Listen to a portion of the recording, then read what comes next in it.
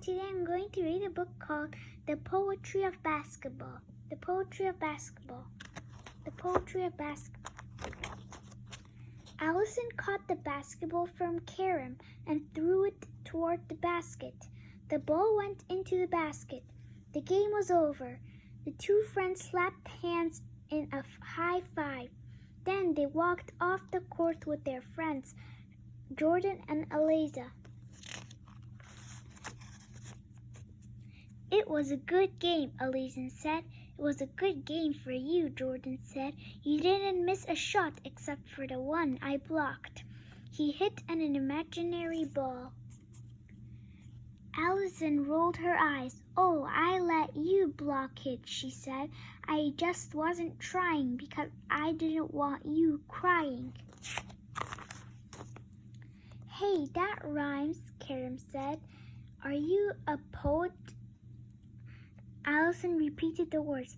I just wasn't trying because I didn't want you crying. You're right, Karam, Eliza said. That is poetry. You've been paying attention to Mr. Hill, Jordan added. Karam laughed. You have to pay attention to Mr. Hill. I like his class, Jordan answered, but I have a hard time writing poetry. Well, you'd better learn how to write poetry quickly, Eliza said. Our poems are due next week. The next morning, Eliza handed Karam a note. It said, I dribble and look you in the eye. You reach for the ball as I run by. You miss the ball you tried to get. I shoot and put it in the net, Eliza. Karam looked at her. What's this? He asked. I'm practicing for poetry class, she said. Now you write down your own poem, then pass it on to Eliza.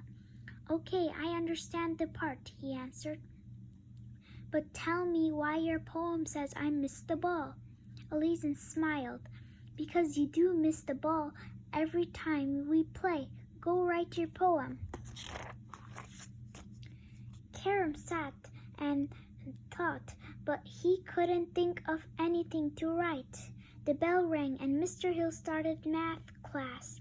Karam paid attention at first, but then he remembered that he had to write a poem. Suddenly, Karam began to write in his notebook. He had written 2 lines when a voice boomed from the front of the classroom.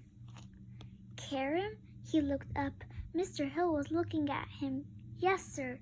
I am waiting for your answer to this equation, Mr. Hill said slowly and clearly. Karam looked at the board. 7, he answered. Mr. Hill nodded. Very good. Karam went back to his poem. Soon he had a poem for Eliza. You want a teammate who passes. Please allow me to ask this. Team up with me, and you will see what it feels like to score your own baskets, Karam. He added his poem to Eliza's. Later, he handed it to Eliza. She read it and laughed. Okay, it sounds good. You and I will team up today.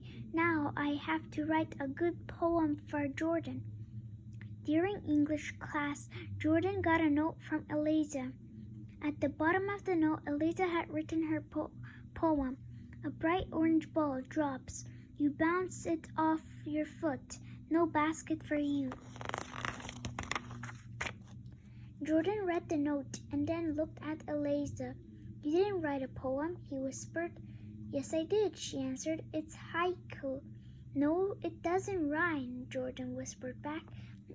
Haiku is a kind of Japanese poem, Eliza hissed. It doesn't have to rhyme. Someone suddenly came up behind them. A hand reached over Jordan's shoulder and took the note. Mr. Hill stood above them and said, Eliza, Karam, Eliza, Jordan, I want to see you at the end of the school day. The rest of the day went slowly. Finally, the last bell rang. The 4 students stood in front of Mr. Hill's desk.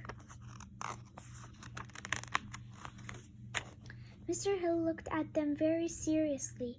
You know I don't allow note passing my class, he said, but I'm glad to see you writing poetry. He paused and smiled.